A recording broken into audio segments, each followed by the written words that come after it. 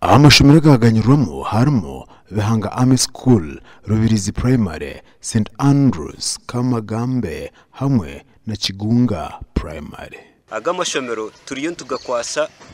aba contractors kureba ngo batandika umurimo kandi nshobora abazire ikishemeye kuba nikikorwa aba bantu batakakora ibintu bitakwaterine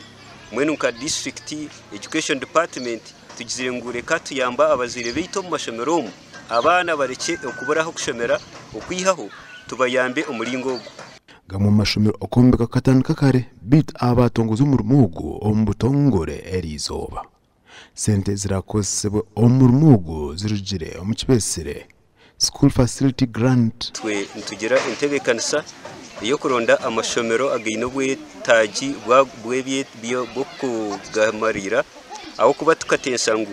abazire babanze bekwatereho bagira hibahika azanka district neitwe tubase kubamarira ebizimbe byabo aba batagatiro geja 28 nagabo amatafari agatiro agutwenda buri kimwe cyo ne cyaro gukora akikozere kurigera para nibagire bata eyibamu bantu waza kombe kirikizi churu mu office classroom zibi twakita munda tarazo inabi ni bagambera tarazo owawe terho konko mwana yakushomera Brigadier General Goroba kamana twitendekero rya Bihanga Balax amukorogo asimira abazire abo kufayo yashobora uko amahega n'umutekateka yo kubombekera ishomero rya senior saba kwebaza okusokera ddala abazadde abakwata mu nsawo ne mutola sente ne tuzimbe ekizimbe kino banange mwekubireko mu ngalo naye chairman wa PTA nansaba n'agamba nti tuogereko ne bakama baffe CDF atuzimbire esomero erya secondary.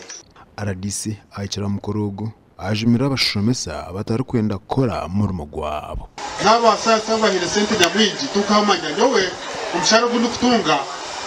here center officer wa hanangiza weshitinde RDC jembe no kushanga DHO na kuzumushara wishikora jembe hamwe technical staff na politician abwo kubasa kutamwa mani mingi kurango bija batwembekera ikizimbe kitu hanuya kurango bakeza kandi bakiteka standard gasha kwa Timothy Mushabe abwa TV West.